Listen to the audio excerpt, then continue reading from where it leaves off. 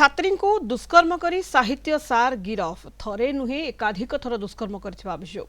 सुंदरगढ़ जिला लोहणीपड़ा अंचल घटना। लोहणीपड़ा थाना हलदीकुदर सरकारी उच्च विद्यालय साहित्य शिक्षक तापस बाड़ाई जड़े नवम श्रेणी छात्री को दुष्कर्म अभियोग गिरफ होइछन्ति।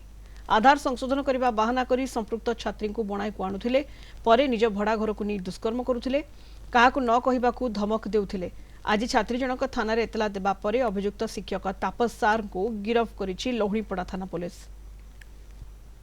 आमर हरदीकुदर हाईस्कल रे गोटे साहित्य शिक्षक अच्छी जार ना तापस कुमार बाढ़ई तारी ना रे अधिकांश झील मैंने अभियोग करिसंती, किंतु लिखित अभियोग गोटे झील करिछि नवम श्रेणी पढ़ुछि।